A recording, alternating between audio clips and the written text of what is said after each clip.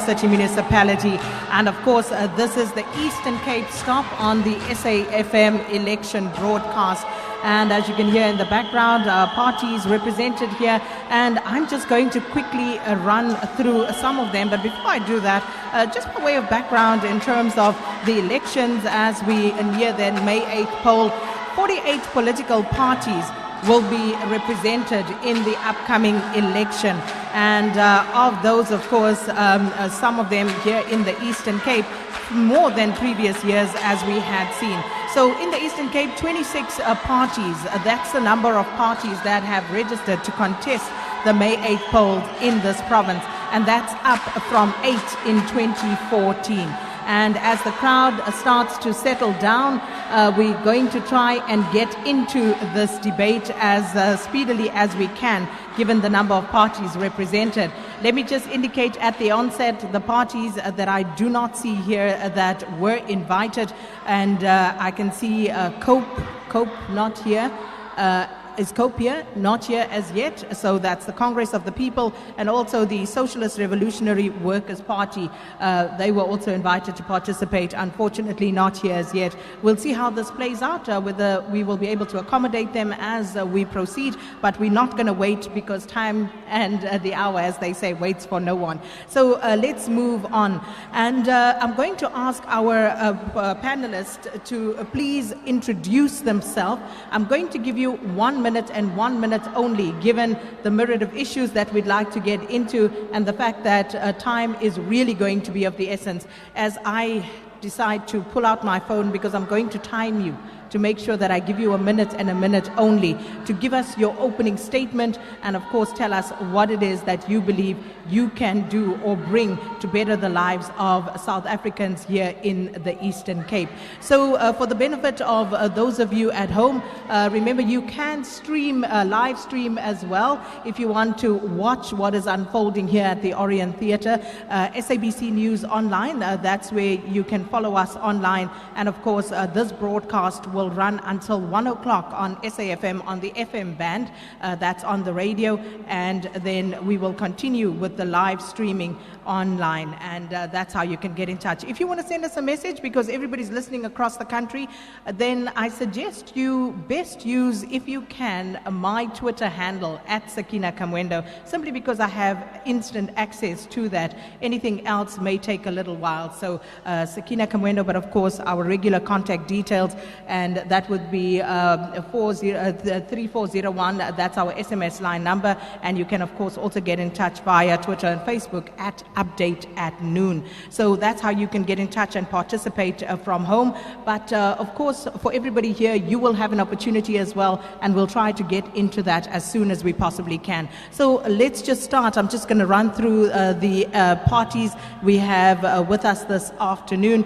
On my extreme, or let me start on my right and move it to the other extreme, and then we'll move it back from there with your opening statements. So I've got the UDM, I've got the RWP, who are not here, the PAC, EFF, the DA, COPE, that's also not here, AZAPO, ATM, ANC, and AIC. And then AIC, you're up first. Just give us your name and your 1 minute in which to make your opening remark. My name is Panellists. I'm representing the AIC. Good afternoon to all listeners throughout the 9 provinces of the country.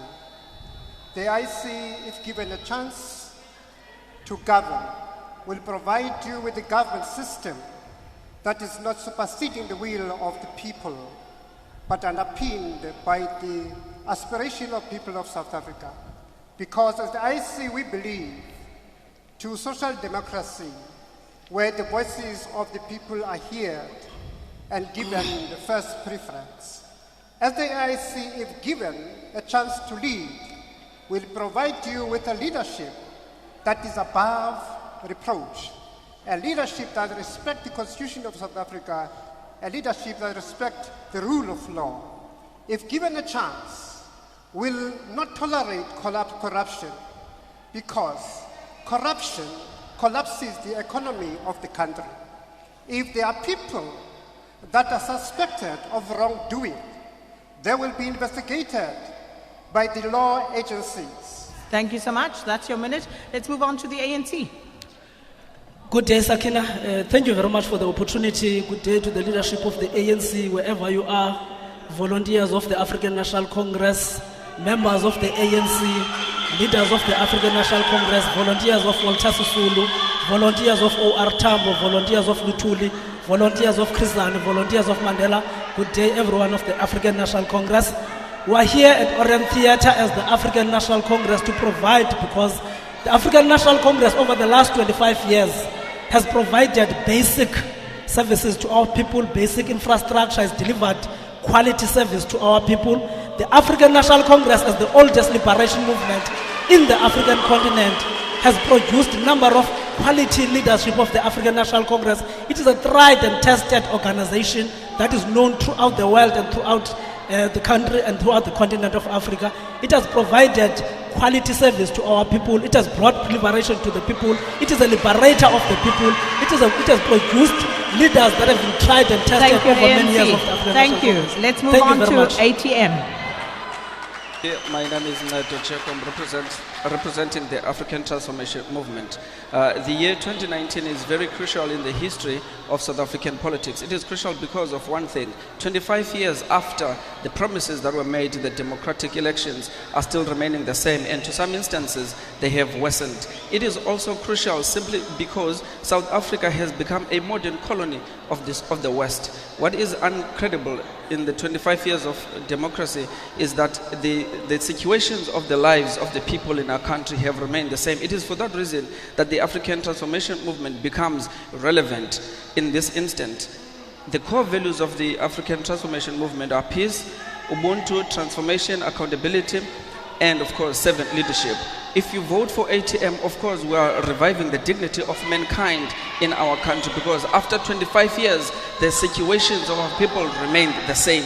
Therefore, the African Transformation Movement will ensure that it revives and implements the services. ATM, moving straight along. Azapo, you're up. Thank you very much, Sakina. We want to greet all our people out there, not just our structures, we are about our people, so we want to greet fellow Azanians. Azapo needs no introduction. We have been part of the revolution. We are the movement of Biko. We have died for this country.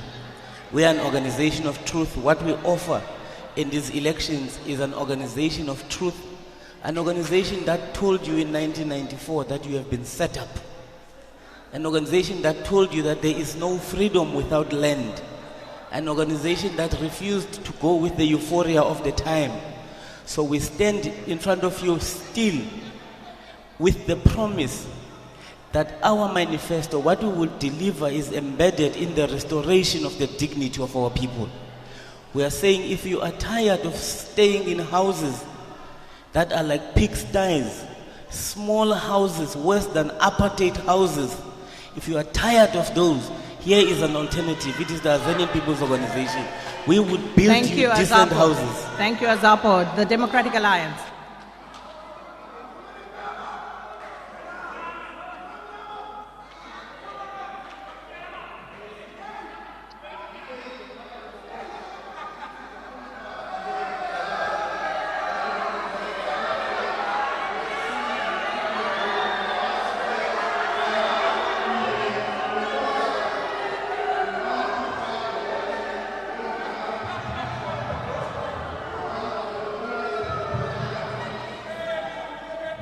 I've got you. I'll give you your time. Okay, please go.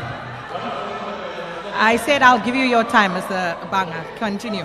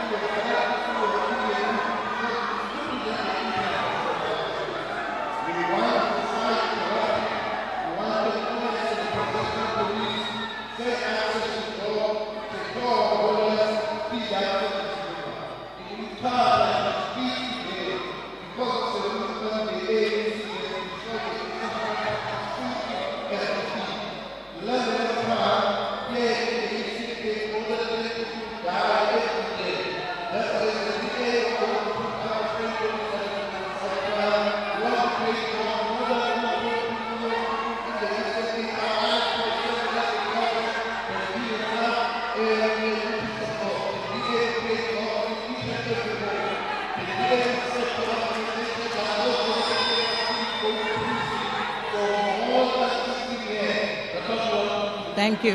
That's your time, Democratic Alliance, the economic freedom fighters. Fellow South Africans, as the EFF, our emphasis on this election is on land and jobs. Now, the emphasis on now is informed by the fact that we have witnessed that political freedom without economic freedom is meaningless. The emphasis on now is informed by the fact that reconciliation without justice is an empty gesture. The emphasis on now is also because our people live in abject poverty.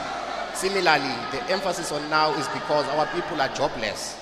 Yet again, the emphasis on now is because the crisis of racialized poverty, inequality, underdevelopment, landlessness, and joblessness are being experienced now and must be resolved now. We demand the economy now. Thank you, EFF. And let's move on to the Pan-Africanist Congress of Azania. Okay, just hold on there, PAC. Let's try UDM. Let's go. Let's give you a go while we try and sort out PAC sound. UDM. The question being asked here is... Okay, just hold on. My apologies there to everybody listening and everybody here. Just trying to sort out those little gremlins in the sound. And as we do that, just running through the list of parties with us here again today. We have to our extreme left there, we have the AIC, we've got ATM Azapo, and then we have COPE is not here. We have, did I miss the ANC? We have the DA, the EFF, PAC, and of course UDM. All right, let's try PAC again. The PAC is a party of land and revolution. The basis of struggle is the return of the land of the African people to the African people. The basis of struggle is therefore to ensure the collective control of that land. We do not want land to be controlled by few black elites. We want the land to be controlled by the African people collectively. The second issue the PAC will be focusing on is the education, because education and the control of land is linked directly and they are inseparable. If you have education systems controlled by the bureaucrats and the corporocrats, you can't resolve the problem of liberation. That's why we have said a long time ago, education for liberation. Land and education go together. The final issue is that of corruption. The essence of corruption is that it is controlled largely by political class, the political class and the political elite, the capitalists. To end corruption, you must end capitalism, period. Thank you, PAC. And UDM. The question that is being asked here is, what are we going to do if we are elected into power as the UDM? That is the question. The time to criticize will come. The manifesto of the UDM emphasizing on the following. One, clean governance. We talk about clean governance in the UDM. We talk about quality health care. We talk about a world-class education. We talk about rural development, emphasizing on agricultural economy. We talk about fighting crime. We talk about investment in the country. These are the issues and other issues that if UDM is elected into power, it will emphasize on. The issue of jobs that are needed much by the people of South Africa are much spelled out in our manifesto. And we are saying the people of South Africa on the 8th of May must vote for the United Democratic Movement to realize our dream of a clean governance. That's your time. All right. So there we had the opening statements from all the parties. And now we get into some of the issues. And the first one I want to pick up on in the Eastern Cape, because this is a broader discussion on the province and not just this particular municipality, is of course the question of urban migration. This province, more than any other in the country, has seen people moving from here to other provinces. And of course, I think we can get into what the reasons are. But I want to hear from all of these political parties, what is your view on urban migration and the factors that are actually contributing to this? Let me start with the AIC.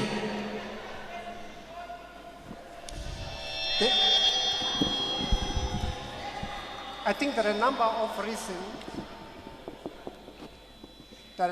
reasons concerning that. First of all, there is no system in place presently with the present government to provide jobs for the jobless. One.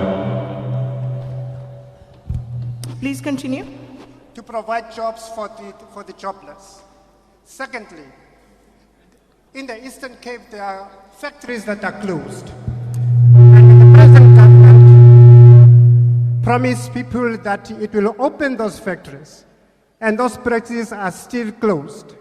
What we'll do as the AIC is to open the factories that have been closed by the present government, so that those who are leaving the country will come back and work on the factories in their own place where they live or reside. AIC, which factories were closed by the government? Which factories were closed by the government? Come again? You said factories that were closed by the government. Which are those? The factories in Timbaza, they have been closed, they are being vandalized. The factories in Fort Jackson, they've been closed, they are vandalized, and the people, because of that, they've lost their jobs. And that has created what we have now, a high rate of unemployment in the Eastern Cape. So you say those factories were closed by the government, not by the private sector owners who run them, but by the government. When the ANC took over in 1994, those factories were eventually closed. And just recently, the mayor of Buffalo City promised people that they will reopen those factories, affirming that they've been closed by the present government. All right, ANC, respond to that, please.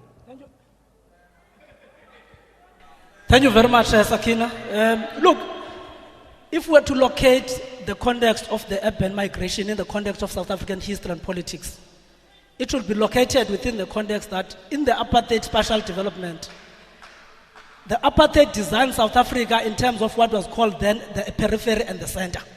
Centers of development were four in South Africa. It was Johannesburg, Durban, Cape Town, and Port Elizabeth. All other areas in the context of South Africa were periphery from the center. So that's how apartheid government designed development. So it was skewed to where the white population lived. All the areas that were resided by black people and other racial groups were not developed. So we're coming from that history. So it must be understood within a historical context that all other places in South Africa were never developed. It was a deliberate, conscious effort to make sure that especially places where black people lived are underdeveloped. So we're coming from that history. So it must not be as if after 1994 we took over a country that was more violent than what was running. It was almost a country in collapse, country that was almost bankrupt. We're coming from that context. Now coming closer to the question. That was almost bankrupt. Yes. How come you didn't Now, tell us this in 94? President Mandela made it in 1994 that the country does not have money. But coming to the question, because we're in the debate here, we must come to the question that you're asking. The African National Congress, through its policy, has developed what is called an industrial revitalization strategy, which in the main, if you look around here, we've already developed more than 50 new factories through the special economic zone in Buffalo City. We have developed more than 50 new industries in Port Elizabeth, what is called Kucha. Those factories alone, they are new. They've employed more than 2,500 job opportunities. It is true, Sakina, that the factories in Timbaza and the factories in Butterworth and the factories, when the African National Congress took over, remember those factories were run in the main by the Indian companies, by some of the Chinese companies. After 1994, because of the labor issues, the labor laws that came into being after the African National Congress, because those people were suppressed by the owners of those factories, they were closed. But through the industrial strategy of the African National Congress, those factories now are in the process of being revitalized, be reopened, be renewed, so that people can start to utilize them. We've already started to open more than 5 factories in Timbaza. We're going to Fort Jackson to open new factories. We're going to Port Elizabeth, to Butterworth to open new factories. The African National Congress is developing industrial strategy. We're further moving to rural areas where we're doing a rural development, something that has never been there for the last 300 years of the rule of the apartheid. Since the African National Congress took over, we're revitalizing, we're developing the entire country of South Africa through the policies of the African National Congress, whether rural, whether urban. There's nothing called center and periphery in the African National Congress. All people are equal wherever they are. They must be developed, they must be given services, they must be given free electricity, free basic services, free water, and Evidently- everything else that is supposed to be given. So Evid- that is African National Congress. We're developing the entire Republic of South Africa. Evidently, you still have the problem because people are still moving away from the vastly rural Eastern Cape. So how successful are those programs? It is true, Sakina. Hence, I located the migration of people within the historical context. You'll get a situation, for instance, in the Eastern Cape where you'll get most of the mining companies taking people from Eastern Cape to work in the mining industries in the whole country. That is a historical context. And we all now, understand I'm saying to that. you, through the industrial strategy of the ANC that we've developed over the last 15 years, we are saying people must be developed where they are to curb the migration. I'm asking Even you, in rural, even how successful has It that is successful. been? How successful has it been over the last 15 years? Because you still have people migrating in large numbers out of the Sakina, province. in the whole world, you can't stop the issue of migration. Migration is a world phenomenon, it's a global issue. It cannot be about South Africa. All I'm trying to say is that we are developing rural areas, we are developing township economy, we are developing urban areas so that people can be developed where they are to stop the issue of the migration. Okay. Migration has declined. All right. However, I'm saying I'm to gonna you, move on. because of the historical context, we can't divorce the fact that South Africa had a periphery and a center, but ANC government is developing people wherever they are, and whether rural, whether urban, people are being given services to And I people. think what's going to happen is that we will go to the floor and people will bring their views about just how successful that program has been, just how the spatial development of the country has changed over the past 25 years. But ATM, let's hear you. ATM? Thank you very much, Sakina. And I'm glad that you posed the question. The ATM are the people of order. We stick to what is asked and we elaborate accordingly. One, the Eastern Cape prides itself with being the home of legends. However, we continue to lose people in this province, as you pose, migrating to seeking for greener pastures. One of the core reasons to this is the lack of unemployment, the unemployment issue. It is the lack of financial support to upcoming businesses of young people and ordinary other people. It is also the problem of seeking greener pastures in other areas. Two, the Eastern Cape prides itself being the longest, having the longest coastline, but that is not utilized to the advantage of this province. That is why you'd find then people moving out, because the employment opportunities that we have in the province are not utilized to benefit the people. Hence, people would leave to go and seek employment elsewhere, to go and study elsewhere, because one of the reasons, even when students have to be admitted in Wits University in Gauteng, from Eastern Cape, there is an issue because it is said that the Eastern Cape has poor quality of education. So one of the core reasons that people migrate, leave the province, it is poorly managed, our province. Okay, and I think, whether people agree or disagree with that is entirely up to them. But the question is, where is the solution? Because interestingly, you've garnered 30% of the vote in Nyandeni Ward 21, which did surprise many people. So many people are expecting you as the ATM to have a good showing. I don't know whether one swallow a summer makes, but you are expected now. Suddenly you've caught the attention of many as the ATM. So what are some of the solutions to the problems that you identify? The reason why we attract so much people across the country and vastly in the province, it's because people have no hope anymore in any other party in South Africa because they've been let down. More particularly with the leading party, which is the ANC, that has led down the people of this country. The reason why we draw so much But what is attention, your solution? The solution You spoke about education. You spoke about unemployment. What are your solutions as the ATM? Greatly so. One, look, it is to ensure the implementation of what is lacking in our people, the jobs, creating opportunities in every aspect of life, both in education and curbing crime. Here How? in a province, we have a problem in the rural areas where the infrastructure that is supposed to be managed properly is not managed properly. People die because the ambulance does not arrive to pick up a reported sick person in time because of infrastructure. Whereas there is a great budget in this province that is allocated to ensure we develop rural areas and township areas. So the ATM is certain that is going to ensure that we implement, we use effectively the budget that is allocated to develop the rural communities, unlike the current government that gets the allocation of budgets in the province, but our province remains the same, regarded as the poor across the country. Okay, Azapo. Thank you, Sakina. We certainly agree with the ATM that we need to pray for this province. This province needs prayers. Sakina, part of the problem is that we have a ruling party that does not understand rural development. These factories that they are talking about are still in urban areas. They do not resolve the migration from rural areas to urban areas. Now let us look at factors that are causing this. Firstly, there's no infrastructure indeed. There are no roads to go to these rural areas. If you go to Xolobeni, there are no roads, there's no electricity, there is nothing. So there can be no development in those areas. People in our rural areas, we are importing solutions that are meant for urban areas. People are farmers, but there's no subsidy for farmers. There's no assistance. There's no agro-processing. Whatever they are producing is for subsistence because we are not business-minded. As Apo says, build cooperatives. Employment is not always a solution. Yes, we need employment, but build cooperatives in these rural areas. People are consuming bread in the rural areas. Why don't you have cooperatives of people who live there, who produce the bread?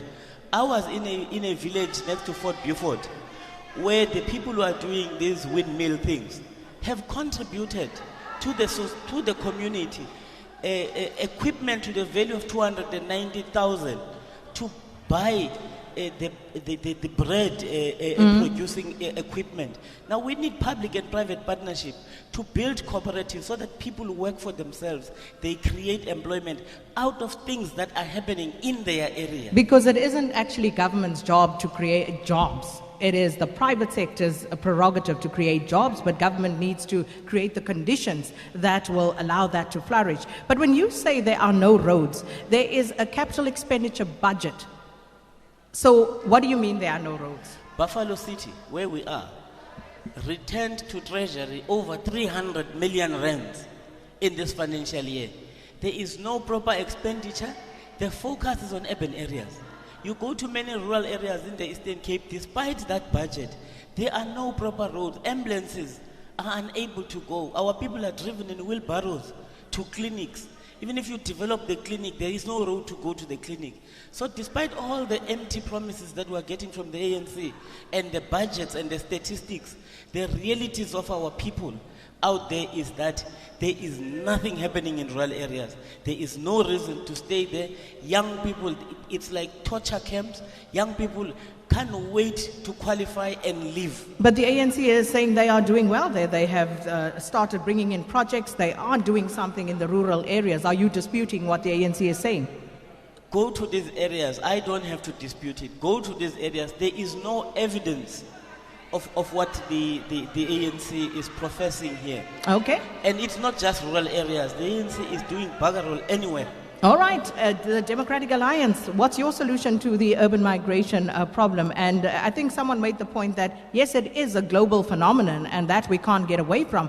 But however, people don't move because they necessarily want to move. They move because they have to move, because they are going to bed hungry. I was reading through a survey earlier on this particular province where they found out, and this is a survey that they do between 2 census periods, just to check what's happening. And it indicated that almost 500,000 people in this province skip a meal at least once a day. People go to bed without eating. So people migrate because of these various factors that exist, not necessarily because something is pulling them from the urban area. So what's your solution to it?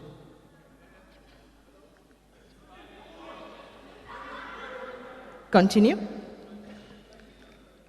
The Statistics General in his report puts it the same issue that for the past 25 years, the ANC government has not been able to deal with the issue of the apartheid spatial transformation.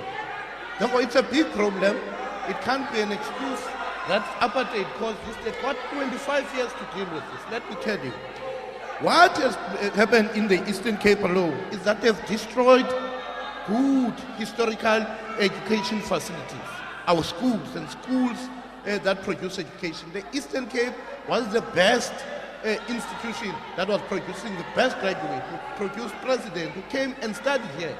those institutions have been destroyed by the government. When you say those institutions, can you be specific? Are you talking about institutions of higher learning? Are you talking about schools? Because this province, more than any other, has a serious problem with school infrastructure.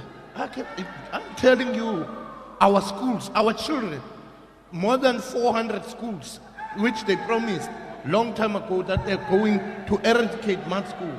Our children still study under mud schools. Our children still die because of pit toilets. I was in Lusikisiki, a child died because of pit toilets. I went to a school in Lusikisiki where they built 3 toilets for 15 million rand. I went there to expose that because the money of the people here is not going to the services. It's going to the pockets of politicians.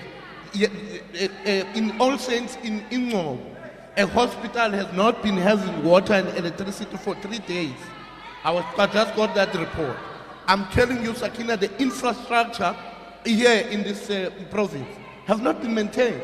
One of the problems of the ANC government is that it does not service its infrastructure. Go to Umtata. I was telling to you about Umtata. Umtata was an economic hub of the former Transkei and Butterworth. What they've done, they've neglected the roads. Businesses had to run. But as the Democratic Alliance, you are now in that unique position where you, as in the Nelson Mandela Bay Metro, are actually in government in coalition with other parties. So what have you done where you have managed to wrestle the reins from the ANC? I can take you to Port Elizabeth. The budget they're still using is a budget to fund it. One, we finance maintenance of infrastructure. PE and Nelson Mandela, I can tell you, is a construction site as we speak. Because we fix the roads, we fix the lights, we clean we clean the streets. Go here in East London. The roads are with cars. You clean the streets. Which streets? Because the other morning, Morning Live was doing a debate from the northern areas of Port Elizabeth, and it was absolutely filthy. You know what? Because they overthrew the DA, the UDM, and the EFF, and the ANC. They collapsed all services. Now, on our USDG grant, they spent only 27% of the grant. When we're in government, we spent 100% of it. We got an additional amount of money of 200 million because it was taken to areas where it was not spent. When we're governing, we spend that. The other issue in the Eastern Cape is an issue of jobs. That's why people are leaving. 1.2 million people are unemployed, 700,000 they've given up looking for jobs. You know why? Because the ANC does not understand the importance of creating a conducive environment for business to flourish. The processes in which they have killed our small businesses. Businesses are not paid here in the Eastern Cape. They take a year to pay businesses. People leave. They use cadre deployment. People with expertise leave here and go and contribute in other parts. We attract them in the Western Cape. But everybody uses cadre deployment. Everybody uses cadre deployment. No, not the DA. Everybody not uses cadre deployment. Mr. give Banga, me everybody first. uses Not cadre the DA. deployment. If you We go don't to the use- Western Cape, in it the is D- all about cadre deployment. No, Isn't no, a no, bad no, no. thing, by In the the way. D- It's not a bad I thing can- in and of itself. It's a bad thing. No, it is not. It's a bad thing. I will tell you. Let me tell you what it does. Is that you appoint your own friends, you appoint your own comrades, and what happens? You take people who do not have skills. Municipalities in the Eastern Cape, all peri-urban municipalities are collapsing one by one. In particular, your rural municipalities. That is cadre because they deployment gone appoint wrong. That's people cadre deployment with gone no wrong. expertise. The Democratic Alliance will not appoint someone from the DA, from the UDM, from wherever. They will appoint members of the Democratic Alliance It's where not they true. govern. Just give me one. Just give me If one. you go to the city of Cape Town, who are the MECs? Are they members of other parties? give me Who are the bureaucrats? Are they members of other parties? Give me one. Give me one. But what do you mean? I will tell you about But Nelson. what do you mean? Because if the Democratic Alliance governs the Western Cape, you're not going to give your ministerial positions in the province to members of other parties. We're talking That is about cadre jobs. deployment. We're talking about jobs when we're talking about politicians. Maybe the confusion is there. Perhaps. We're talking about administrators and officials here, professionals.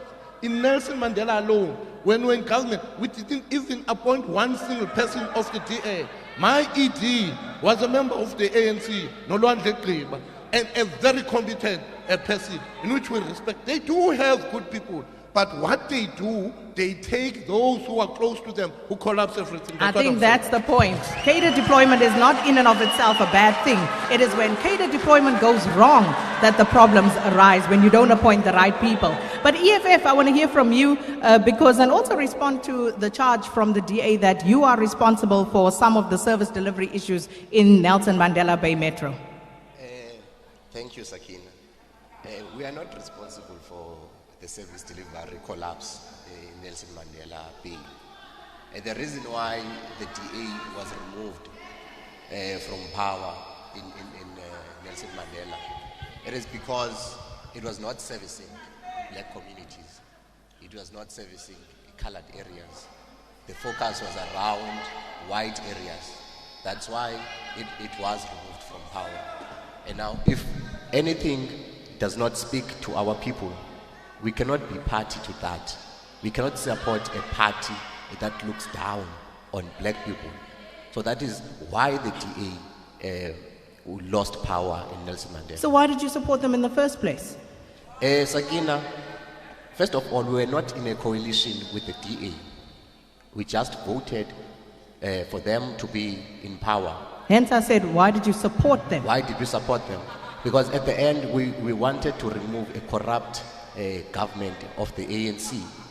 And that gave us an opportunity to hold the DA to account. Because in all these metros that we have supported the DA, we have managed to force the DA to insource security guards, to insource cleaners in those municipalities. So it was a tactical move on the part of the EFF to support the DA. But we had to withdraw that when we saw that they are still hold anti-black sentiments. So the employment problem, the education problem, what's your solution to that in this province and of course if you can countrywide?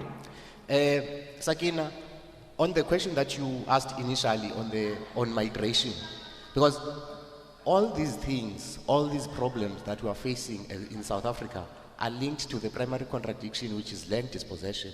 Because when people were dispossessed of their land, they were forced into labor in order to sustain themselves, cheap labor. So South Africa is still involved in the migrant labor system. And the ANC, when it came to power in 1994, it did not transform the structural economic structure of South Africa. It took it as it is. I will make an example of this because I want to refute the fact that the ANC is doing something to change the spatial planning and development of apartheid. If you look at the townships that are being, RDP houses that are being built, there's a place here in Buffalo City that is called Reston. That place is close to 20 kilometers away from the city center. And we are saying now we are reversing the gains of spatial planning and development of the apartheid, but we are still throwing our people away from economic activity. And this policy is saying that they are revitalizing the economic hubs or the industrial zones. Industrialization cannot be where you bring warehouses. That is not industrialization. Where you bring warehouses to store finished goods. That is not industrialization. We want to create manufacturing plants so that we can add value to the process of production.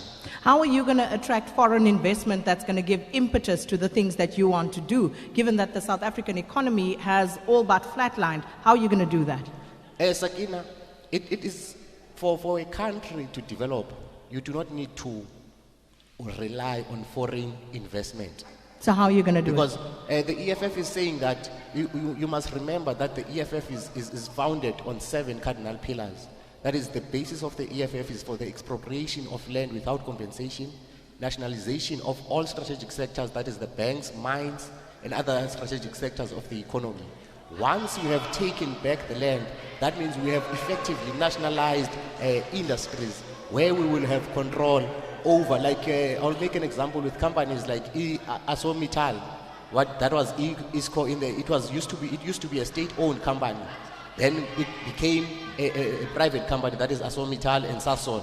Now we are saying we want to take back those strategic assets and bring them back to South Africa, because what these companies, what the ANC policies have done, have made capital to go to London, where they have dual listings here in South Africa, in London. So the profits that they make here, they store them in London, and they do not contribute into the development of I'm going to our come economy. back. I'm going to come back on this because I think there's a lot of rhetoric once again, and things are easier said than done. So we'll try and see if you guys can actually give us a proper vision for South Africa going forward. PAC.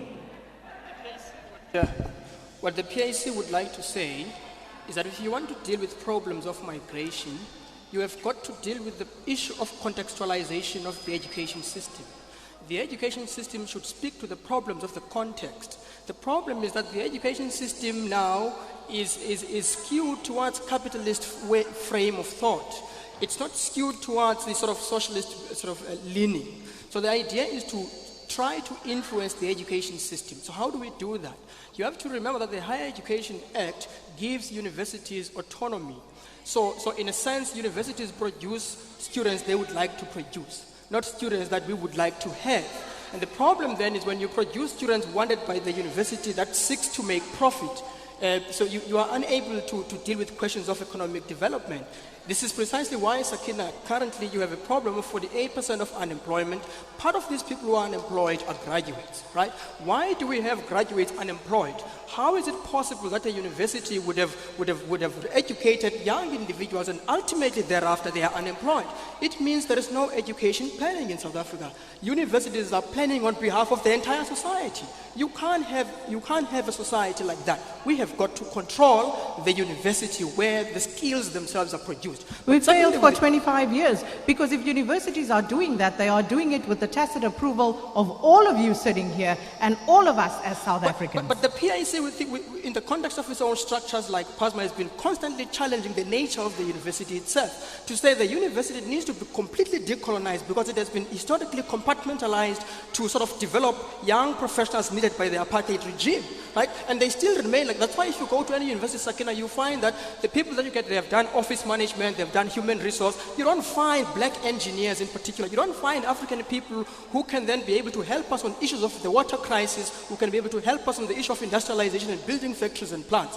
It's precisely because the African National Congress since 1994 has never built a single university. What they have done is that they have incorporated colleges into a quasi-university. This is precisely where the problem is. We have got to take control. We can't, you have to remember, universities are run by corporations who instruct them what the curriculum should be. And this is precisely why ultimately you've got labor reserves in the market where capitalists continue to exploit our people. We have got to control the university. But the second thing we need to do is, what do we do once we have done that? What we need to do is that we need to be able to say, how many engineers do we need? How many factories do we need where? And how do we build the skills capacity within the university context? And how to ensure that work integrated learning and the university are able to function in a way that assists society to be able to self-sustain? And that's what the problem is. We are educating society in order to be employed by the bureaucrats and the capitalists. We have got to educate them to the extent that they're able to self-sustain. All right, thanks PAC. Let me jump to UDM and I'll come back to SRWP.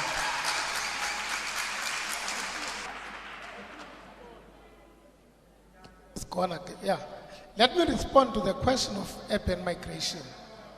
One of the reasons that people migrate from rural areas to urban areas, and sometimes the majority from Eastern Cape to other provinces, one reason has been mentioned, that of this cadreship deployment. But the other one is that people in the Eastern Cape are not employed on merit. They advertise jobs, but that job, as it is advertised, it is known that so-and-so will occupy that position.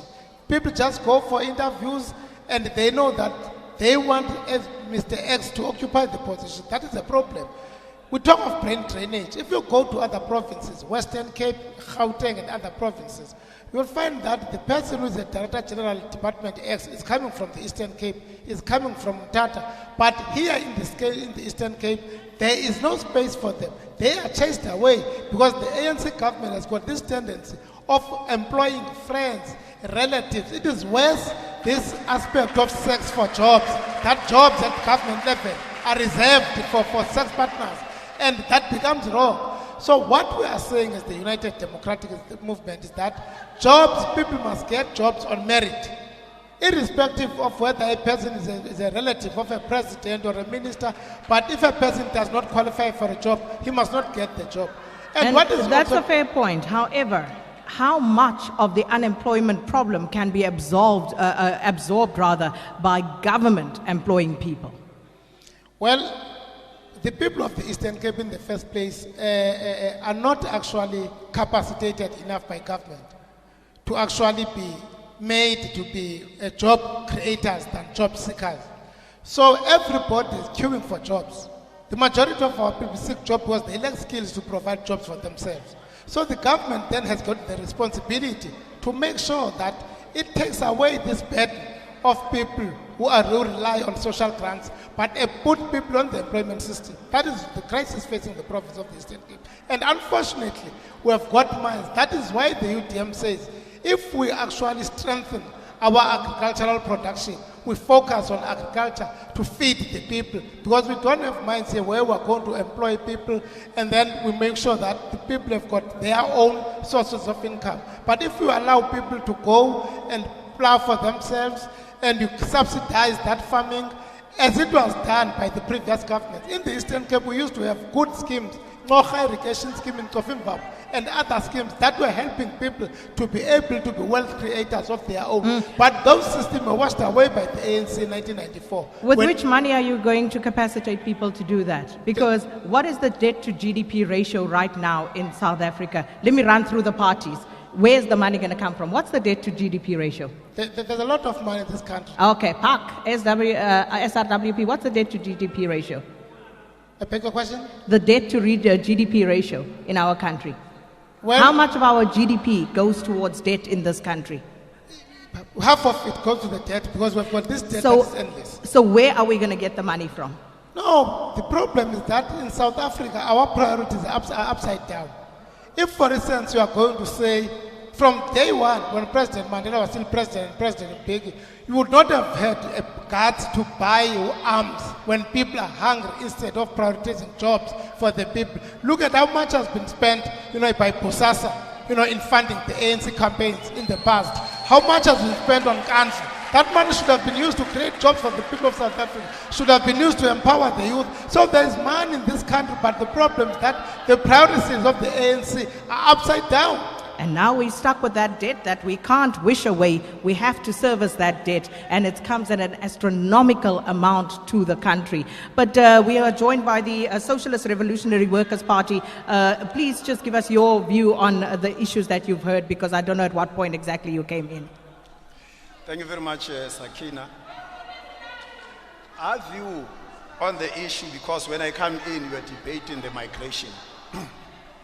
The view from the SRWP is that the migration from the rural and the poor provinces like the Eastern Cape is a product of the so-called GEA policy of 1996. And through that GEA policy, there was, of course, a less spending, or what you called a tightened spending. So a tightened belt. So obviously most jobs were washed away. Then the people left with no choice but now to leave the place where they are staying, where they grew up. They had to go to the the urban areas. Our view as Okay. Just on a point of clarity, when you say that the implementation of GEA led to jobs being lost, explain that. And also, perhaps, just taking one further step backwards, why did we move from the RDP, which was the Reconstruction and Development Program, towards GEA?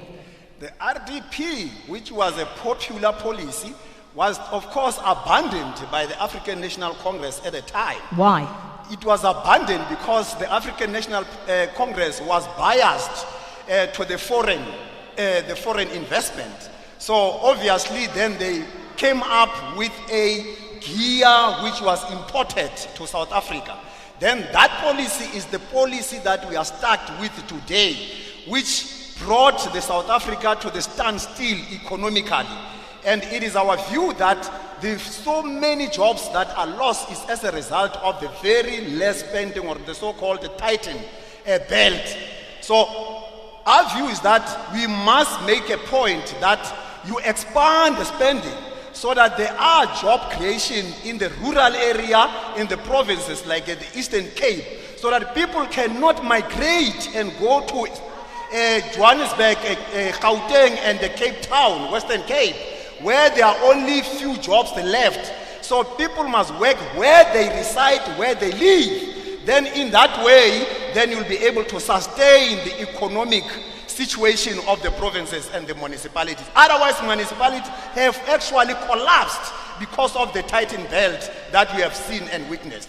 Well, interesting views there from our panel, and of course I want to invite you into the discussion with your questions. We should have a microphone somewhere. We'll be sending it out and then we'll take your questions. And please, if you can keep it short and sharp. And as I had indicated at the start, that this is going out, of course, on SAfm and also online. And we're going to continue with the online publication. You can, of course, access it as well later on, where you will find it on YouTube, the SABC's YouTube channel. So SABC News Online is where you can get this.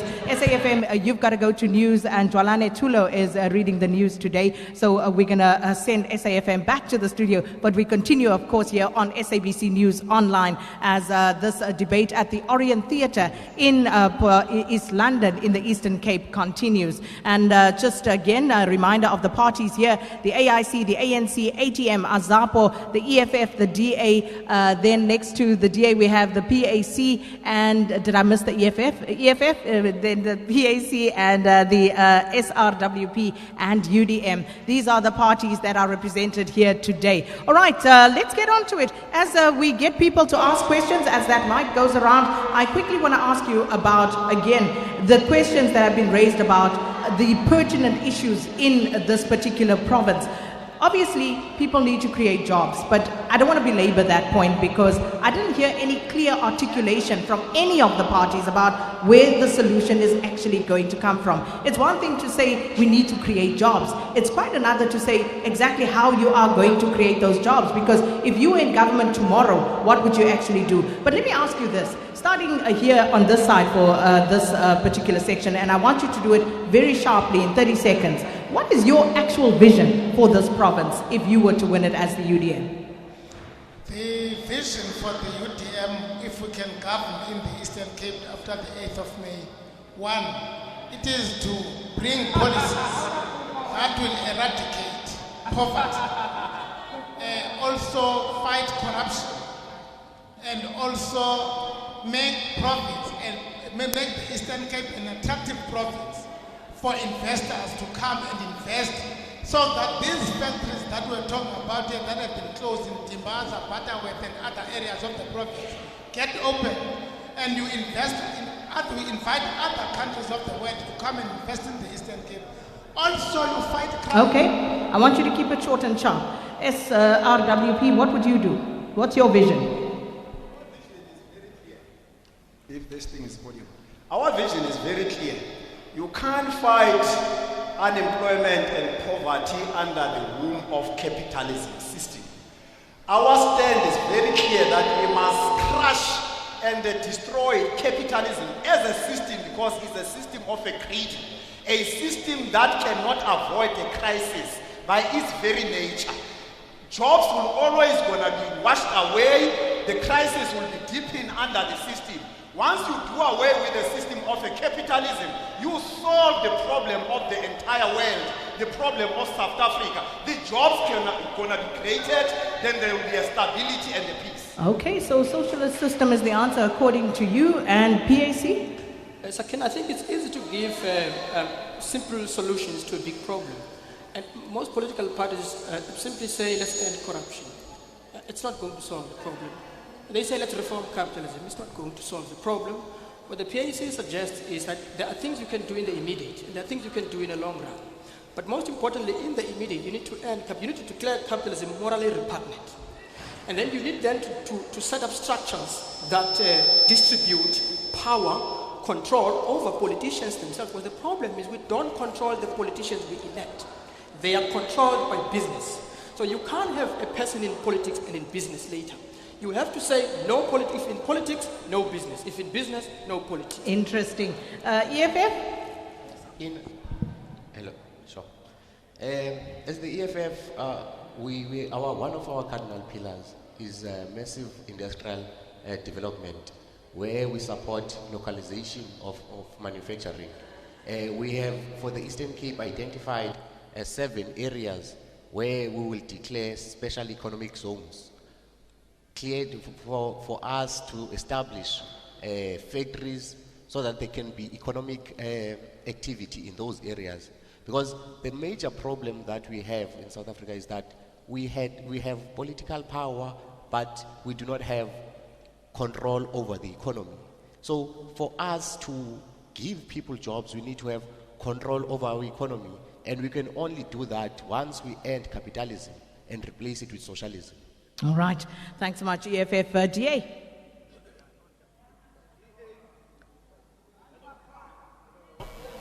Hello. The DA is very clear. We are going... Okay, DA is struggling to hear you there. Let's move to Azapo. We'll come back to you. Okay. Same for Azapo. Anyone there who has sound? ANC? Please speak to us. We'll come back to the others as we fix that. Okay, DA's got the mic. It's fine. 1, 2. Please continue. The DA will put a job in each and every home, because jobs are very important in transforming the lives of the people, and it makes people independent. And we'll make sure that our people who have passed the matric, they get an experiential training which is going to be remunerated for a period of a year in education, in health, and in the policing. That's what we're going to do. And we're going to make sure that we fix the municipalities. Because if you can't fix the municipalities that have collapsed in the Eastern Cape, you're going to have a problem, because they're supposed to deliver services. All right. And we'll arrest politicians who have stolen from the poor. Sakina, let me tell you something. In the Eastern Cape, the past 5 years, they bought food for 102 million rands. You were asking the government of the ANC, the provincial government, they bought food for 102 million rand. The past 5 years. The money. But we're talking your vision now. What are you going to do? I'm saying you'll stop and cut the fat of people who are stealing money of the people, and make sure that those people go to prison for 15 years. That's what the DA is going to do in stopping corruption. All right. Azapo? Thank you. Thank you, Sakina. Azapo has a solution for the Eastern Cape. We are, of course, a socialist organization, but there will be no socialism in the next 5 years in the Eastern Cape. So we must speak to the immediate. Look, you've got to fight corruption. We all agreed on that, because it's a cancer that takes away from the poor. But we've got to deal with the human dignity of our people. We must treat our people with respect. We will build them decent housing. We must eradicate the shacks. The picture that you see is dehumanizing to black people. We must create employment, but in creating employment, we must use a multiplicity of strategies. We must deal with cooperatives where our people club together, offer services, and that creates jobs. But we, of course, would also be dealing with industries. But in the main, the Eastern Cape is a very rural province. You have got to deal with agriculture, subsidy to small farmers, but agro-processing. You've got to know, when you encourage people to plant, what happens to the produce? People are not making money, it's only for subsistence, because we do not have agro-processing. So Azapo will be focusing in this province on agro-processing, so that we close the gap between urban and rural areas. Okay. Thank you. Thank you so much. Right, ATM. Am I audible enough? Yes, thank you. On microeconomy sense, you need to protect that space for strictly South Africans, meaning that in the province, strictly for people that live here. So Okay, that they can please participate give clarity. economy. When you talk about the microeconomy, what exactly are you talking about? The small businesses that you find, the spaza shops in your rural areas and in your townships, the salons in your townships and in your rural areas. To convert current clinics to mini hospitals so that they can continue to serve the people even during the night, so that they don't have to wait only the morning to access the clinic. Secondly, increase the number of ambulances that respond to our people, because that's the current challenge that we have in the rural areas. Expand present police stations so that when there's a problem where we've called police. We do not have an issue where they said one van has responded to other area, but we must have efficiency. As well as reinstall the issue of traditional leaders in rural areas must maintain custody of the land on behalf of the people, because that's where the problem currently lies. The traditional leaders do not have dignity no more. All right, ANC. Thank you very much, Sakina. Look, we'll answer this question different from other political parties because we're a party in government. So we're not going to say this is what we do. We'll say this is what we do. So different from other political parties, we're going to tell you. So just on a point of clarity, because the question was, what is your vision for the province? So are you saying your vision is the same? All right, continue then. Let me explain to you.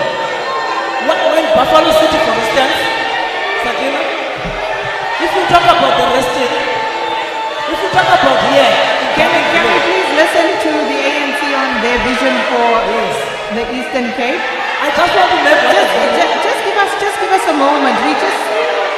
There are people who do want to hear what the ANC's vision is. Please, can we just cooperate? Okay, we'll wait. Okay. The more time you take, the less time there is for you to participate. Okay, ANC. Sakina, let's talk about Dangan Village as one of the oldest townships in Buffalo City. It's congested. It was designed by the apartheid special development. What we're doing, the township that we're talking about, the resting, is a new township developed by the ANC, taking people out of that congestion of the apartheid to a new settlement. Already a company, a service provider that is going to build more than 3,000 new units in Dangan Village has been appointed. I'm talking about something practical. We're recovering roads in Buffalo City. We're recovering homes. We're expanding electricity. Already we're talking about more than 5,000 new units that have been developed in Buffalo City alone. More than 10 million new houses have been built in the Eastern Cape. We're talking about something that is done. If you go around Eastern Cape, throughout the province of the Eastern Cape, it's a construction site in terms of road. You start from PE to Bizan, new roads throughout the Eastern Cape. You go to school. Eastern Cape is now at 70% in terms of the market price. 70% were built in new schools in the rural area. This is what we're doing. We're building rural economy. What are they're talking about? We're revitalizing Oha as we speak. We're revitalizing. They're talking about Tata. Yesterday we were in Tata with the provincial chapters of the ANC. We are revitalizing Tata where they were killing that town. We're rebuilding Tata to a best city. As we speak now, Buffalo City, all the townships were in Tata. We're building them. We're building reservoirs. We're building water. We're connecting our people. This is what we're doing. Okay. Developing. All we're saying now is that the problem of the South Africa and Buffalo City must not be in the hands of the white few, must be expanded. Okay. Give SABC the chance of opportunity. They must be developed, they must participate in the economy. Okay. This is what we're doing for the state. Help So the ANC will continue with we its are current continuing with the trajectory. development, Okay. but we're expanding the economy Okay. for the better people. All right. Vision from the AIC. Deepening the infrastructure in terms of the development Okay. of the state. AIC. As the IEC, our vision, firstly, is to do away with tender system. Because the tender system is robbing many people who have the know-how. For instance, the houses that is talking about now, tenders are given to the people who don't know even to build a house. As a result of that, there are shoddy houses right now. Houses have cracks because they're given to people who don't know how to build a house. There are people out there who have boards and say, I am a painter, I am a builder.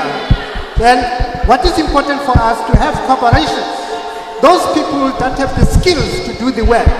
So the building of house will be given to those people. Secondly, we'll rebuild. I mean, it's to open the factories that have been closed. Because people in Timbaza, as I speak, many of them that have been working there, they don't have jobs up to now. We'll reopen those factories so that people can rework where they've been working. Okay. All right. Let's open it to the floor. Now, I'm going to appeal to you once again, if we can just display some form of tolerance for the next 45 minutes that we have. I know that you don't agree with some of the sentiments that are being expressed, and that is absolutely fine. It's your democratic right. But can we at least just listen to one another, let the person make their point, and then you can jeer all you like. Okay, so I don't know exactly where that mic is. I'm trying to locate it. Okay, it's towards that end. So let's start there and let's move it along. Please, just your name and your question. Thanks, Sakina. My name is Mlindi Nana. I'm from the Democratic Alliance. I would firstly like to correct you on the statement you made that we are in coalition with UDM and them in PE. They dethroned us last August, I think on the 16th, as you will know. But you were? Yes, of course we were, but we're no longer. We don't sleep with crooks. My question, Sakina, is directed to the Premier in waiting of the Eastern Cape, the leader of the DA in the Eastern Cape, Ngababang. What is your party's view on land expropriation without compensation? Thank you. Thank you. Let's take another question.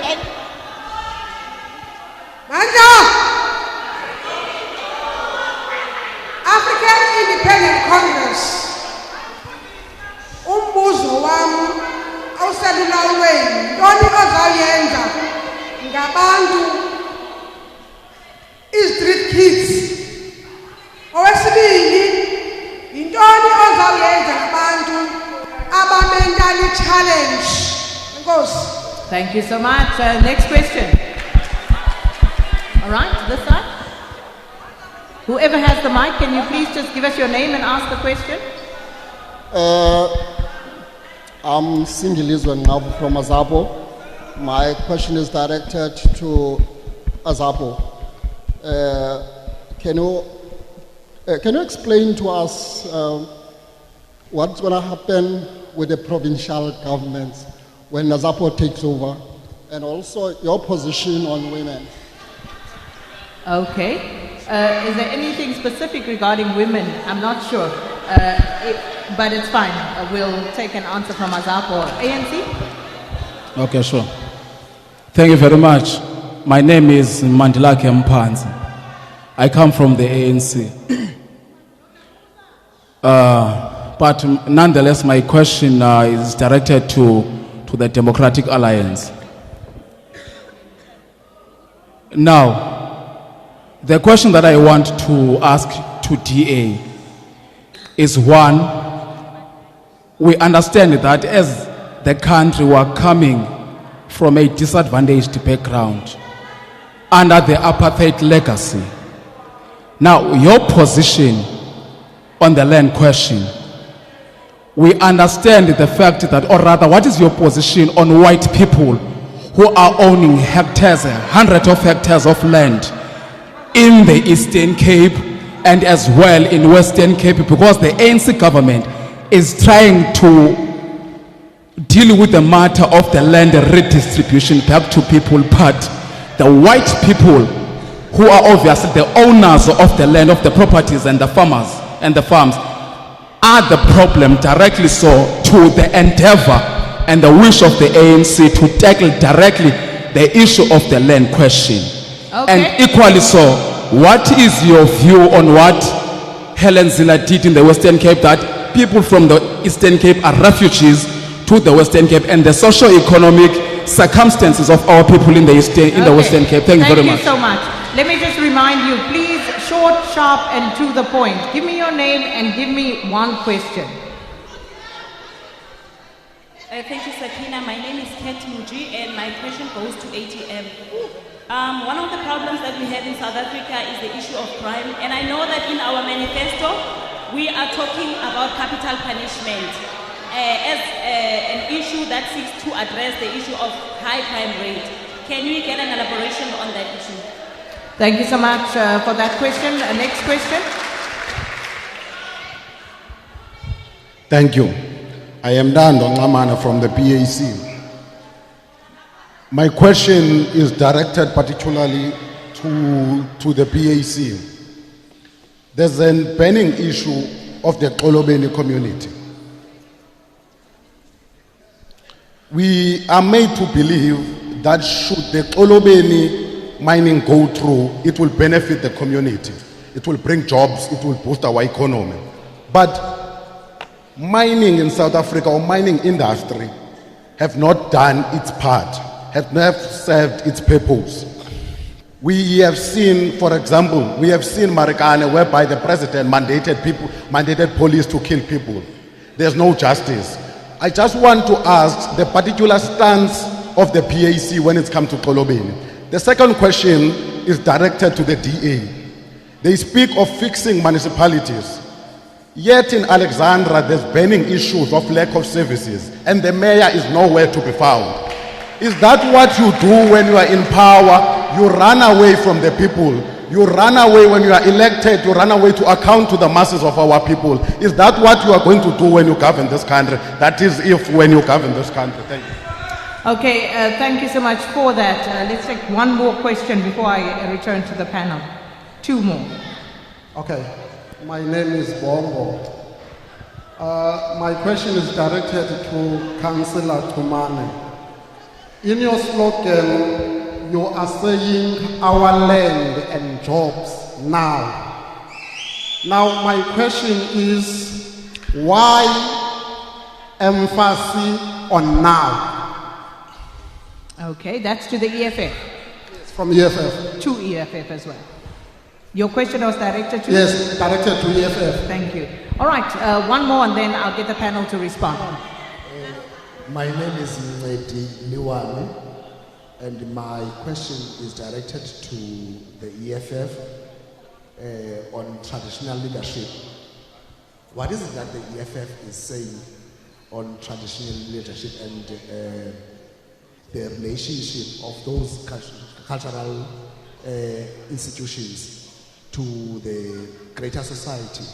And what is it that it says on the issue of cultural revolution? Thank you.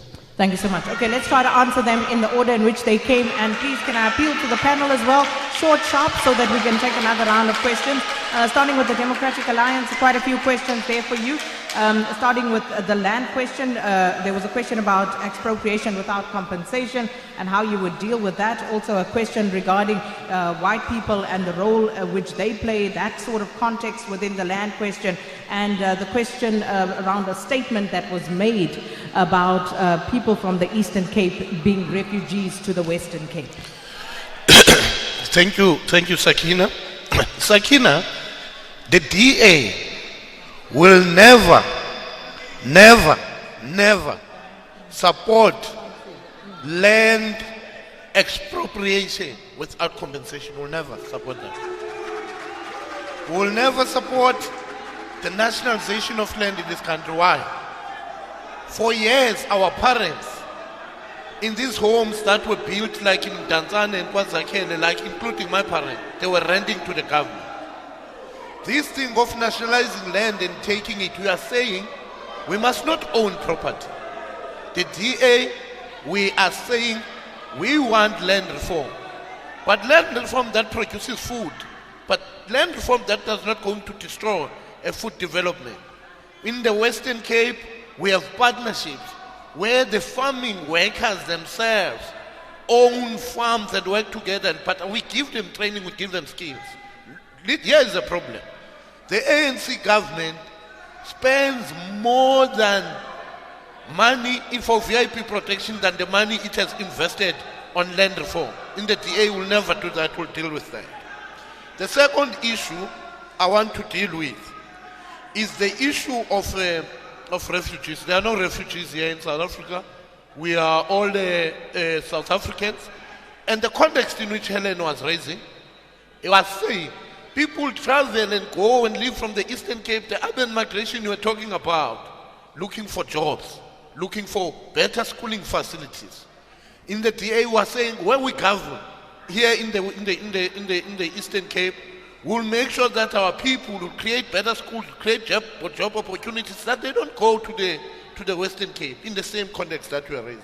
So will you get to a point where you condemn that statement? Because unfortunately, when things are said, the context, it is usually devoid of the sort of contextual stipulation that you are making right now. Yeah, so to call people refugees from one province to the next. We are South Africans, we can't be refugees in our own home. That's why I'm putting a context in which what she was trying to explain. That people go to the Western Cape and looking for opportunities because we create jobs in the Western Cape with better schooling facilities, with better infrastructure and all of that. Let me go to Alexandra. I'm very happy that Mashaba did not go to Alexandra on the ANC terms. Let me explain what is happening. The ANC is about to lose Gauteng. They are going to lose it. We are going to take over Gauteng and going to take over the Northern Cape out of there. Now, they are doing what they did to Mbeki in Khotsong. I will remind you of what happened in Khotsong. Because they wanted to deal with Mbeki's credibility, they caused instability in Khotsong. And it was followed by xenophobia in Alexandra because their intention was to destroy his African program. Just one question. Therefore, the because DA is not going to go there. Mashaba is going to go and have an IDP and talk to the people of Alexandra, not the people who are trying to destabilize. Yesterday, the DA volunteers were in Alexandra, not even one single person threw a stone to them, because people of Alexandra, they know that the DA delivers. Okay, let's move on to the other questions. AIC, what you're going to do about the question of street kids, and there was also a question about people with disabilities. And incidentally, on the plane coming here yesterday, I read an article about 500,000 children with disabilities in this country who are not in school. So what are you going to do about that? Thank you so much, and thank you from the person that asked the question. The AIC, as the organization, we are very much concerned about what is called street kids in our country. Because it takes a village to raise a child. And every child has a right. A right to a shelter, a right to health care, a right to protection. As per the Bill of Rights, Section 28 of the Bill of Rights. Now, as the AIC, we are saying, we will ensure that these kids, named as street kids, will take them to a place of safety where they will be rehabilitated, given education, trained technical skills so that they can be useful in the country. But we cannot do that alone. We involve the following departments: the Home Affairs, SABC, and Social Development. Above that, these children will know they are about 10 years or 9 years. It means that they have mothers and fathers who are using their grants while the children are sleeping on the streets. So we also investigate the parents of the children who are called street kids. But your assumption is that these children are coming from homes. Why couldn't it be that, for example, these are children who come from a house, a home where there are no parents, given the socioeconomic background that we know about many people in this country? That's why you have to investigate. Take the child, ask where the child lives, and you go to where the child is directing you to, so that you can find out whether there are no parents or there are parents. If there are no parents, it's still our obligation to take these children and place them in a place of safety, as I've said. And about the mentally challenged people. People with disabilities as a group. As a group. As the IC, we are very concerned about people who are living with, with disabilities or who are challenged. These people sometimes are neglected. And these people are not getting the protection that they need. For instance, if I speak about mentally challenged people, these are the people that you should take them to the mental hospital where they can get adequate treatment and being monitored. Okay, let me ask you, what does your manifesto say about that, about people with disabilities? Our manifesto about the people that have disabilities. The government, for instance, those who are at school, we as a AIC was saying, the people that are physically challenged, they must be looked after. They must given the right education so that they can be productive in their lives. Let me run through the panel very briefly. What is your manifesto saying about people with disabilities? Because this always comes up as an afterthought. ANC, what does your manifesto say about people with disabilities?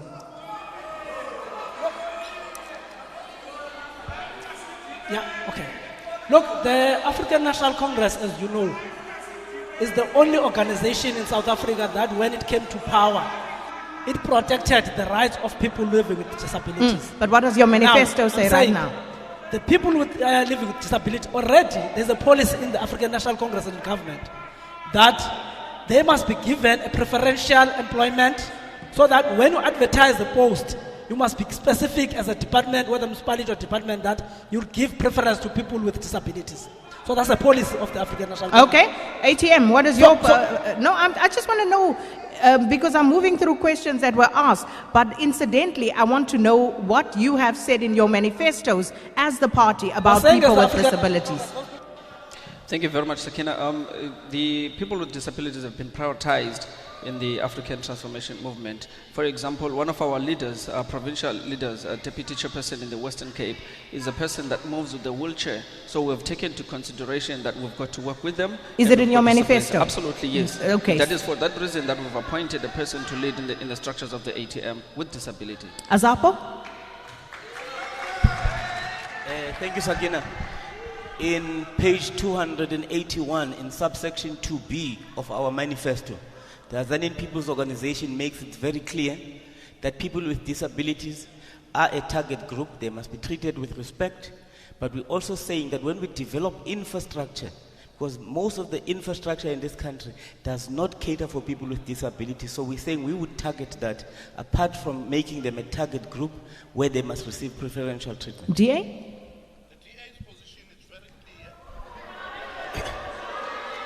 Carry on, DA. I want to. The DA's position is very clear because we're an open opportunity party. Is that people with disabilities first, they must be given an equal opportunity for them to be to participate in the economic mainstream of the Republic, even in job opportunities and throughout. And the issue of the infrastructure in the Eastern Cape is a problem. The schools for children with special needs are rare in the Eastern Cape. What does the manifesto say? Our manifesto is saying we'll build those schools and make sure that our children are able to get proper training in order for them to participate in the mainstream economy like any other South African. EFF? Is it audible? Okay. Thank you, Sakina.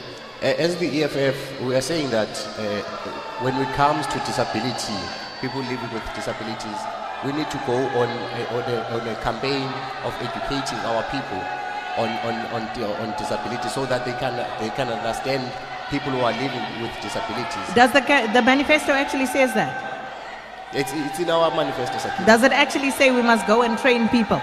It doesn't say we must go and train people. So what does the manifesto say?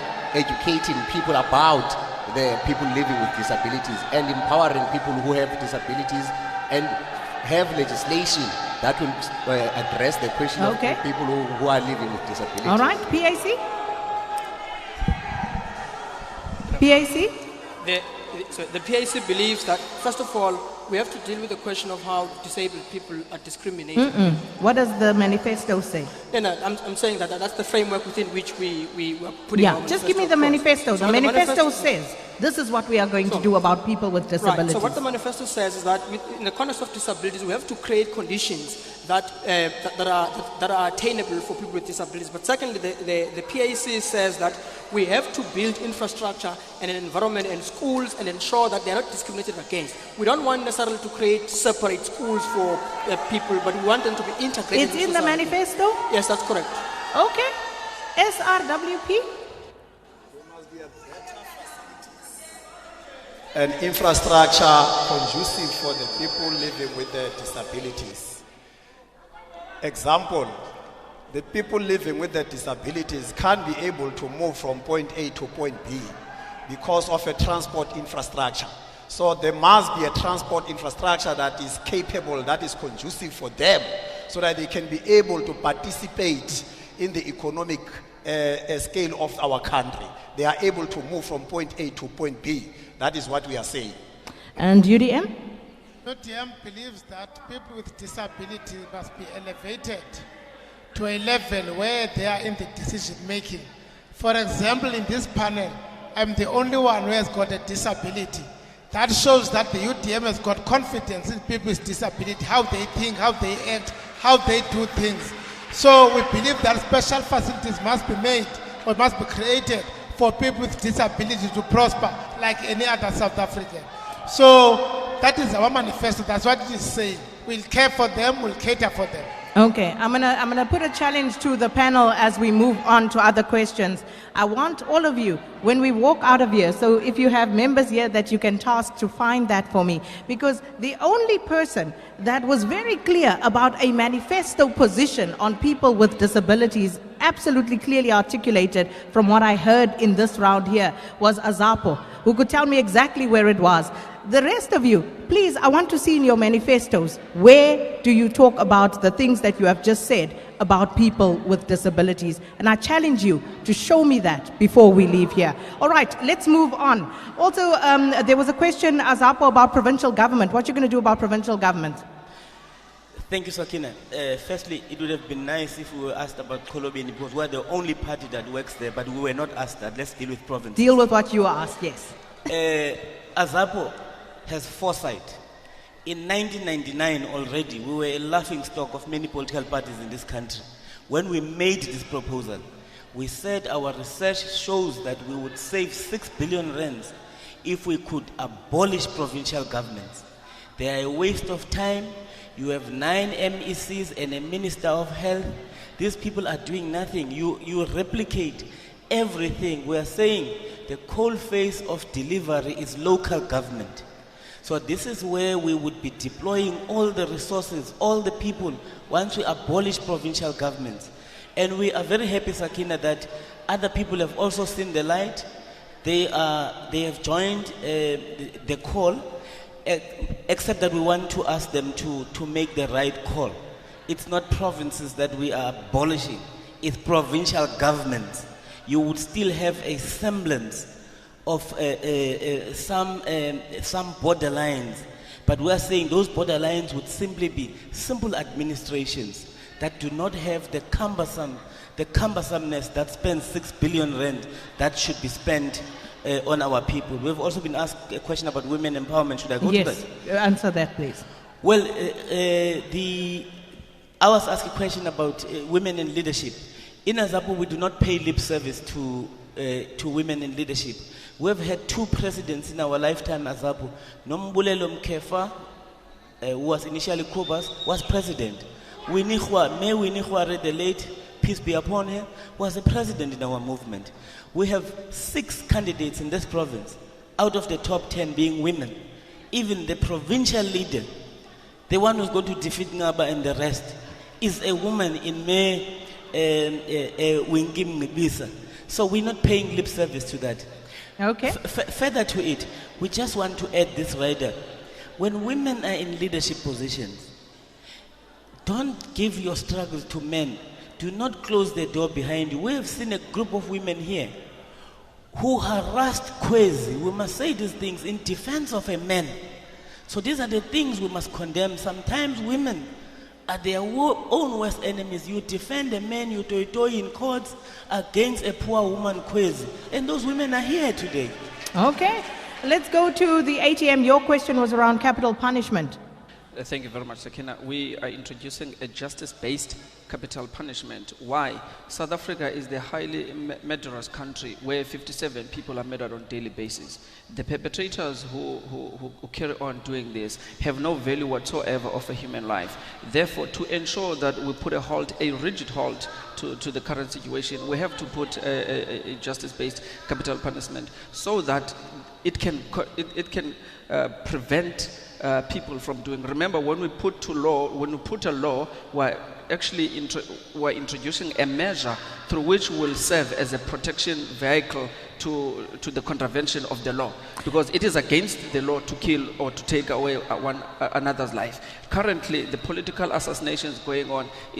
Killing a person today is just a game. So what we're saying is, what is done to you, as the Bible in fact says, that the judgment to which you pass on to others shall be leveled against you.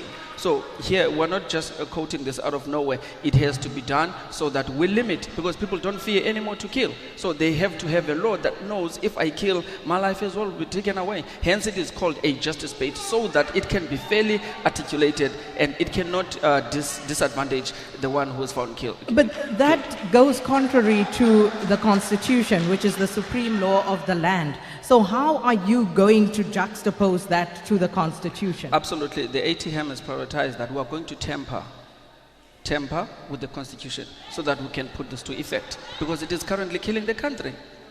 Okay. That's the answer from ATM. We have to move on. PAC, the Xolobeni mining issue. Right.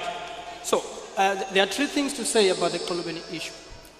The first one is that the ruling party has contempt for democracy. The people of Xolobeni have explicitly stated they do not want mining. Not only is the African National Congress in contempt of democracy, it is equally in contempt of the court judgment. The Minister of Minerals and Energy wants and insists on forcing people to mine. But the third thing, they are in contempt of the entire scientific research that has been done on the basis of whether mining could be able to provide security over a long period of time. We know, Sakina, that mining will take only a period of 22 years then. What happens after 22 years? Because farming is permanent in nature, but mining is not. What happens after 22 years? So the PAC says, on the question of how do we deal with the communities who own land, we say government should not have power. No minister should ever have a right to determine on behalf of a community. A community's word must stand, period. We shouldn't have to go to a court of law to ask a right to say no to farming. This is the same disaster that the African National Congress created in Richards Bay, where they've thought that tourism and mining could coexist. This is ridiculous. Give us a break. Give the people of Xolobeni a break. They have to determine their own fate. Finally, to say, Sagina, the whole idea that people think that an Australian company was going to care about the people of Xolobeni is ridiculous also. You have to remember what they want to get there. They want to expropriate that land. This is actually the reverse of what the ANC pretends to be doing. The idea that the ANC is trying to expropriate land is false. It is false because they are giving an Australian company the land of the people there. Secondly, they are doing the same thing at Mossel Bay. They are giving a French company, Total, a right to explore on our land, but more so a right thereafter to extract the natural gas condensate there. This is ridiculous. The ANC and the rest of the political parties would think for a second that this land is going to be returned through expropriation, an expropriation bill which has got 4 pages, by the way, Sakina. 4 chapters which talk about how these people are going to be paid back. In what way? The people who are voting for these political parties have not read what the expropriation bill is saying. It is not talking about the expropriation without compensation, whatever that means. It is talking about how these people are going to be paid ultimately. The whole thing is a facade, it's a farce. It's going to end up in a court of law, in a neoliberal court, and our people are going to lose, they're going to suffer. All right, that's the PAC on Xolobeni mining issues, and I'll be headed to Xolobeni on Morning Live next week, so it promises to be an interesting one. And then EFF, traditional leadership, and also you seem to emphasize a bit of urgency with everything that you want to do. Why is that? Thank you, Sakina. 2019 marks 25 years into democracy. and landlessness and joblessness among blacks are at a crisis level, posing a threat to the stability of the country. The emphasis on land derives from the fact that 25 years into democracy, 80% of the population still continues to occupy less than 10% of South Africa's land. And the emphasis on jobs is motivated by the fact that more than 7 million South Africans are unemployed and are languishing in hopelessness. The emphasis on now is informed by the fact that we have witnessed that political freedom without economic freedom is meaningless. So we are saying we cannot wait another 50 years for us to bring change. We want to see change now, because our people have been hoping that there would be change in the past 25 years, and we have witnessed that democracy for us, 1994, has changed nothing for black people. So we are saying we want to change South Africa now. Okay, very interesting. I must just indicate, since we are in the Eastern Cape, very interesting, and I think mainstream media also seemingly hasn't paid attention to what would anywhere else in the world be an absolute crisis. What is happening in Lusigisigi, and nobody is talking about it. The president didn't go there. None of the other political parties' leaders are going there, and yet people are dying. People have been, they've been pushed into the forest there. And South Africa, mainstream, we carry on as if nothing has happened. We are here on a panel discussion as well, and I gave you an opening remark time. Nobody is concerned, it would seem, about what is happening to the people on the ground and some of the real issues that are going on here in the Eastern Cape. But I'm going to come back. I want to go and take a few more questions. Let's start with the mic here to my left. Good day. My name is Akona Enene, and my question is to Keda Swepo. How relevant is black consciousness in our living times? And how important it is for all South Africans to learn about the BC? Please educate us. Thank you. Let's take another one on this side. Yes, sir. Good afternoon. My name is Jeff Walton. My question goes to the Democratic Alliance. The police have a poor record, they have a lack of credibility, investigation results are poor, as a result there are no consequences, as in prison. The DA proposes an honest and professional police. So my question to the DA then is, could you deal with how the DA proposes developing the skills to investigate and to prosecute the crimes in a competent and impartial manner to ensure that there are consequences for criminal actions? Thank you. Thank you. Let's move to this side again. Thank you. My name is Sandisiwa Mapete. I'm from the ANC. I just want to make a few comments about the issue of NSFAS. I'm one of the beneficiaries of NSFAS. We've got free education, NSFAS, we're no more paying loans, so we are no more worried about that. So the university, they usually strike each and every year, but this year, Forte didn't strike at all. So the credibility of our diplomas and our degrees, it's no more questionable just because we don't strike, thanks to the ANC. Two, I want to ask the stance of the ANC in terms of the issue of the land and also the skills that we need to be equipped with in the university. Thank you. All right, next question, this side. Yes, ma'am. Enkosi Sihlalo. Igama lam ndingunonzame Ngxavulana. Ndiphuma pha kwi-AIC. Umbuzo wam uqonde ngqo pha kuyo. Ndifuna ukuqonda into yokubana sisuke emaphandleni sizogcwalisa edolophini. Phaya emaphandleni kukho ilali ezisezinkontyweni ekungakwazi ukungena kwa imoto. Kule 22 years ke sihleliyo sikwidemocracy azikhange zilifumane ichamu lokubana zibe kanti indlela ziyalungiseka. One, ii-clinics azikho, uhamba 20 kilometer ukuya kwindawo eneklinik, ungazukufumana moto. Ndifuna ke i-AIC isichazele uba iza kwenza njani ukuze kubekho ii-clinics kweza ndawo, kubekho iindlela ezicacileyo ezikwazi ukunceda abantu bangabhubheli ezindleleni. I thank you. Thank you very much. Next question.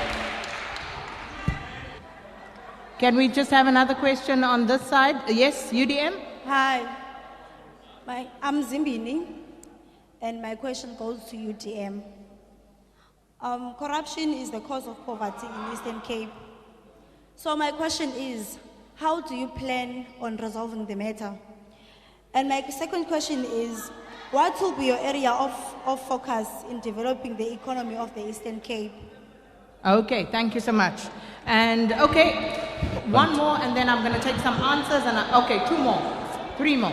Okay, let's move it quickly. Okay, thanks so much. My name is Lungan Sangala. I just want to pose the question to the ATM. I just want to ask the ATM what is going to do about the issue of Xolobeni. All right, I'm going to take one from you. I took 2 from UDM because they didn't get a question in the first round. They didn't have one. Let's get another question here. Yes.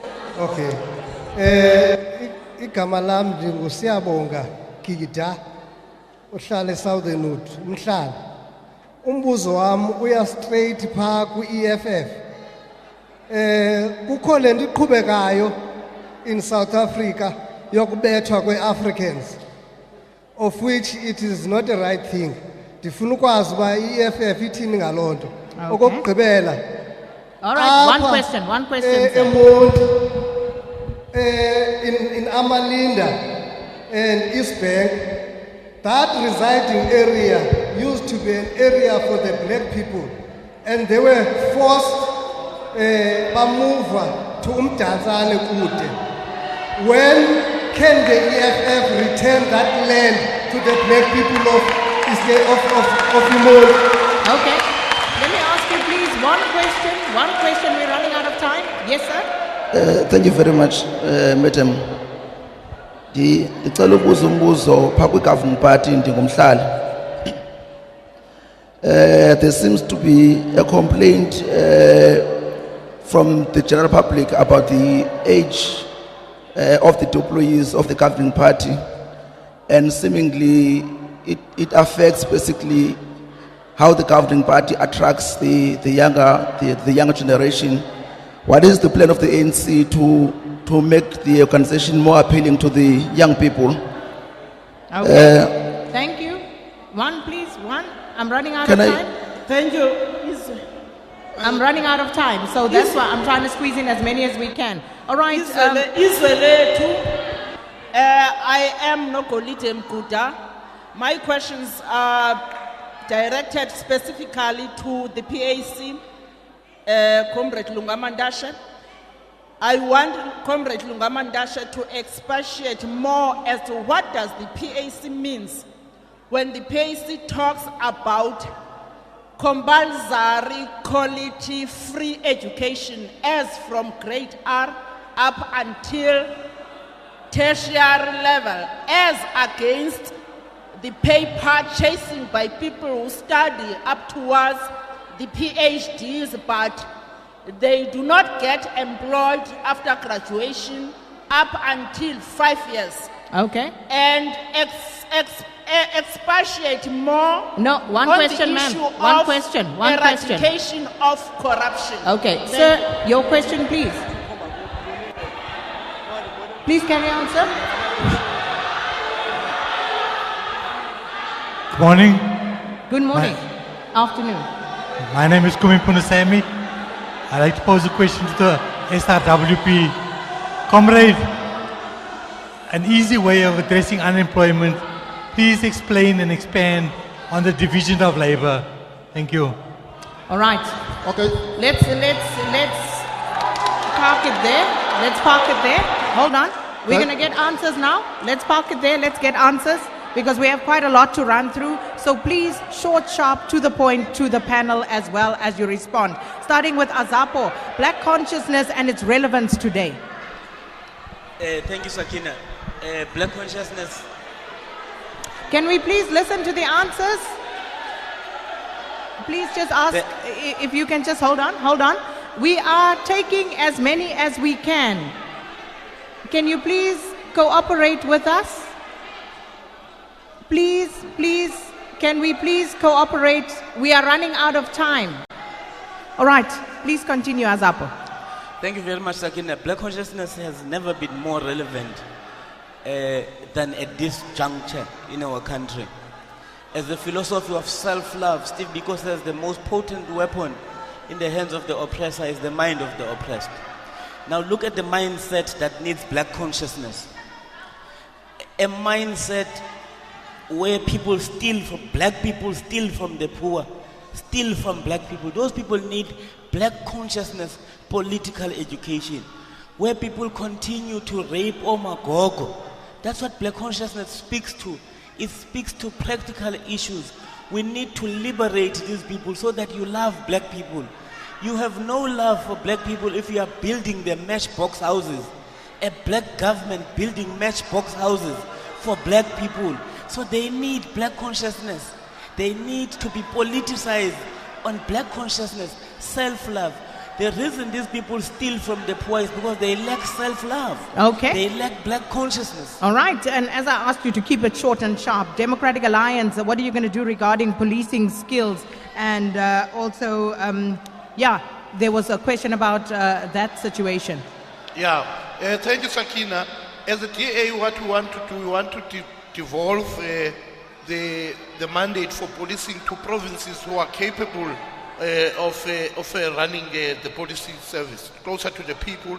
We want to retrain the police to serve and protect, because what we want is that if police can't be able to investigate, to go to a police station, the first thing, you had a burglary, the police ask you, who do you suspect? Because they do not have the capacity to investigate cases. They take cases to court, they lose them. Therefore, we say we're going to retrain them. We're going to hire people with passion of police. Not people who go because they want money, people who love to serve and be police. We want to institute a drug busting force that will be able to deal with drugs and gangsterism. We want to restore the gangsterism unit. If you go to Nelson Mandela, our children die of gangsterism. We want to restore that. We want to make sure that we bring law and order in communities in order for us to have sustainable and free and safe communities. Okay. All right, let's go to ANC, the question around higher education. Thanks, Sakina. Look, the African National Congress, as you know, has decided that the education at a tertiary level must be free and compulsory. So we've agreed that from now moving on, students know in all the universities, we're subsidizing the university, we're subsidizing the tuition at a free level up to a person who's earning more than 350,000 per annum. That's a free bracket for all our tertiary institutions. As you know, the history of where we come from, we have intervened decisively at the level of the education, at the high level. What we're doing now, we're re-democratizing in terms of the actual funding of the universities. As you know, the historical black universities and the historical white university, what we're doing now as government, we're trying to democratize in terms of the funding model so that the university can be of the same level in terms of the development. That's what we're doing. That goes with the skills development in terms of skilling of our people. Sakina, because we're being accused in this debate, let's go to the issue of Xolobeni because... No, not now. I'm going to come back. Please come back. When you want to come back factor that in your closing remarks. Yes, we want to come back factor to this that. But in terms of the have skill a minute. development, we've intervened at a university level. The AS has made democratically free education. Okay. Even at a basic level, the education is free. Our kids are getting free We meals, get it. are getting our free Okay. education, free Factor transport. the rest. That's African National Congress delivering in terms In of your service. closing remarks, if there's anything lingering that you want to address, factored into your closing Please. remark. All right, the AIC decrying the issue of, again, the lack of proper infrastructure, and also what are you going to do to ensure a situation whereby people do have access to roads that can get them to primary healthcare facilities or other healthcare facilities should they need them? Thank you so much. The rural areas are the large part of our country that is almost forgotten, and its people. It's only used for voting. If you look at the roads in all rural areas, you hardly drive to a house. So as the AIC, what we're gonna do will budget so that the roads are continuously reconstructed within 6 months' time. Not to wait until there are furrows in the roads so that the vehicles cannot move to the people. About the clinics. Yes. About the clinics. The rural areas, most of them about 30 to 20 kilometers from the city. What we'll do, we'll build more clinics in the rural areas, because you'll see that in one large rural village, there is only one clinic. Clinics in the village, we are saying the IRC will open for 7 days, 24 hours. Okay, got you. UDM, corruption and your focus on the economy. Very briefly, UDM.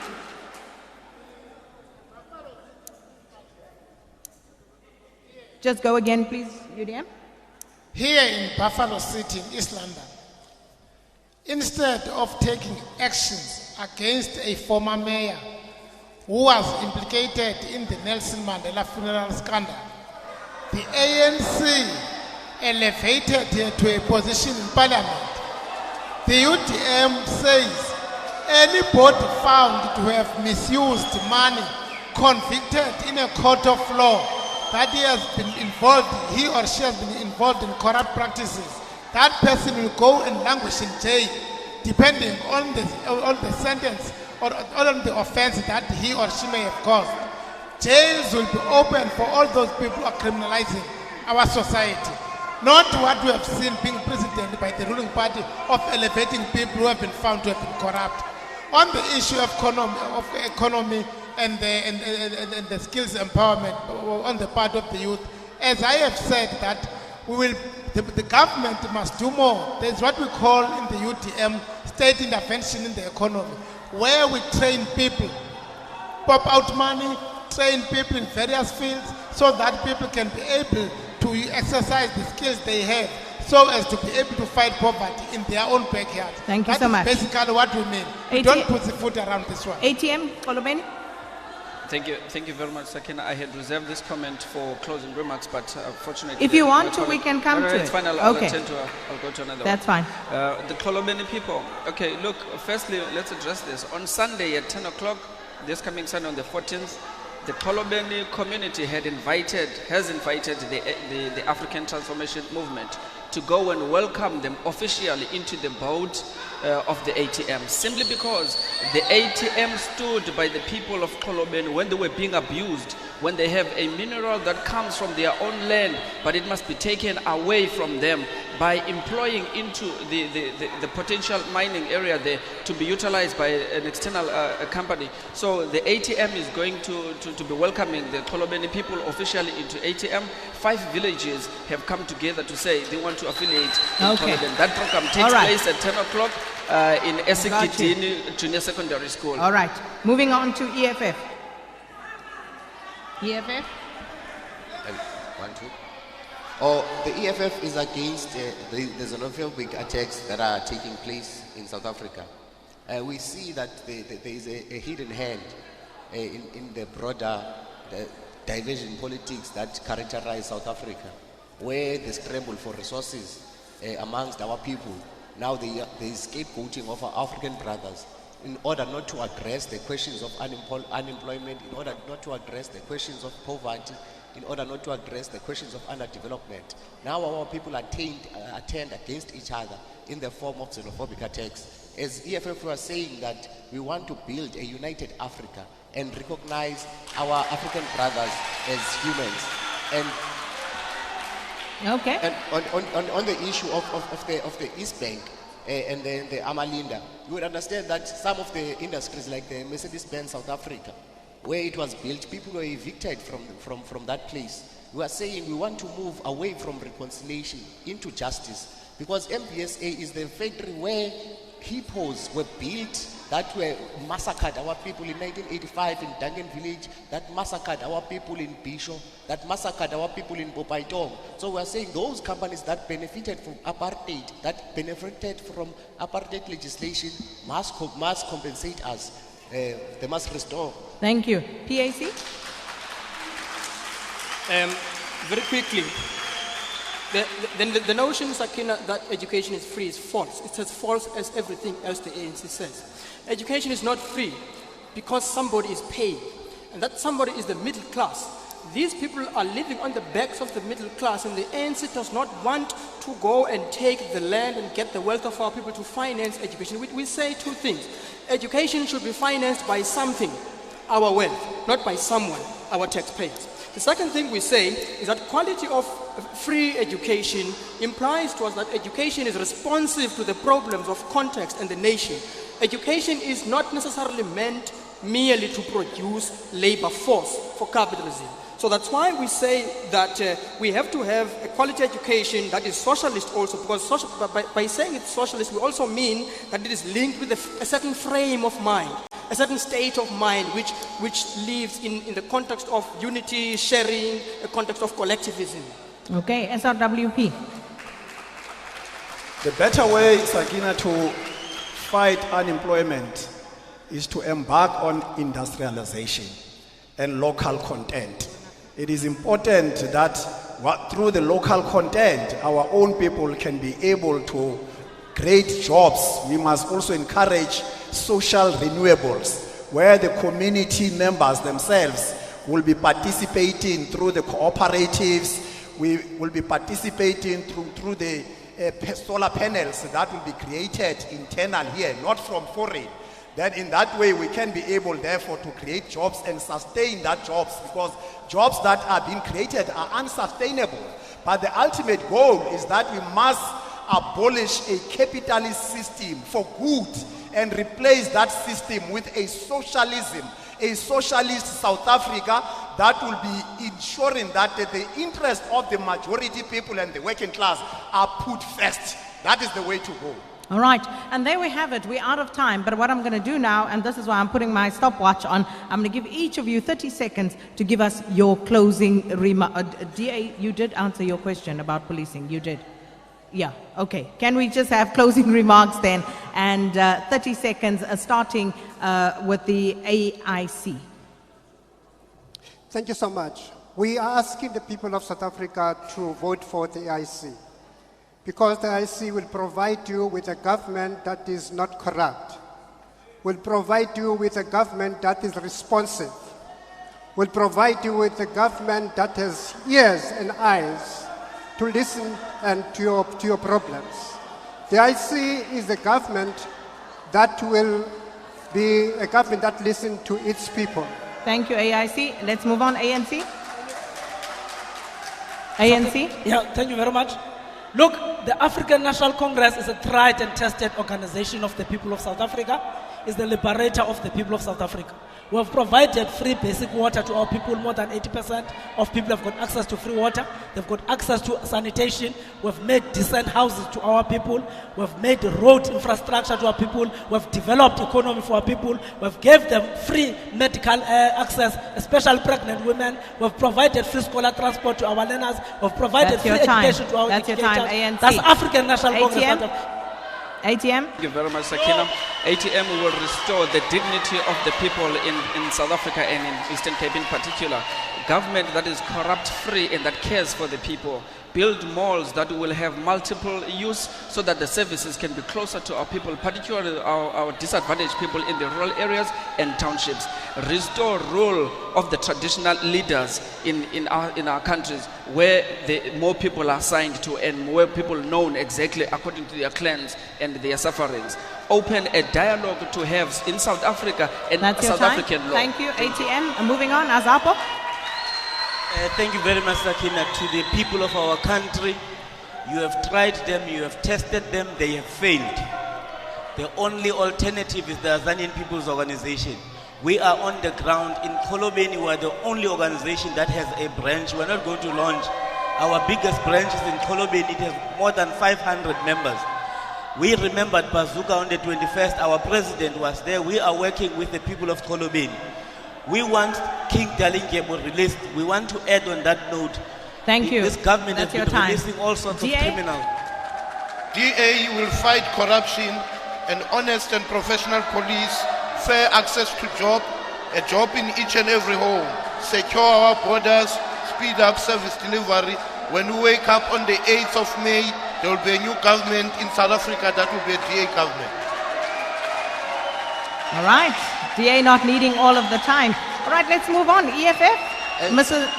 Sakina, we cannot postpone the true liberation of our people from economic apartheid. We were not part of the 1994 Elect Pact. We are a new generation that has discovered its mission. We refuse to be silenced with so-called rainbowism. We want justice now. We want our land now. We want jobs now. We demand the economy now. Vote for the EFF for the restoration of the dignity of the black people. The EFF will Thank give you your That's land, your it time. will give you jobs. That's your time. Ladies and gentlemen, we have about a minute and a half to go. We showed respect to your speakers. Please, can you show the same courtesy to the others as they finish? PAC. The PAC has never changed its mind about the question of land. For 60 years now, we have maintained that the land should return. All other political parties have postponed this question, but now it has become opportunistic for them and right for them to gain votes. We tell the people of South Africa that even if the elections come and go, as long as the ruling party is still in power, the land is not going to return. Secondly, we tell the people that corruption itself, the essence of which is capitalism, needs to be rooted out at the point at which it starts existing. Finally, we say... Thank you, PAC. SRWP. The Socialist Revolutionary Workers Party says on the 8th of May, the people must go out in numbers and vote for the SRWP because the people of South Africa are sick and tired of the system where the few elite are dying of overeating when majority of the working class are dying of hunger and sleeping without eating anything. So vote for the SRWP so that we can replace the capitalist system with the socialism. UDM? We are making a carry-on call to all the people of South Africa that on the 8th of May they should go out in their numbers and show their anger against a government that for 25 years has not delivered jobs, has not boosted the economy, has not failed to fight crime, and vote for a party that will bring about clean government, which is the United Democratic Movement. Vote UTM on the 8th of May. Vote UTM. Thank you so much. Thank you so much to our panelists. Really appreciate that you cooperated so well with us this afternoon, and to the crowd for the most part. Thank you so much. And that is how we ended here. SAfm coming to you live, the update at noon from the Orient Theatre in East London in the Buffalo City municipality in the Eastern Cape.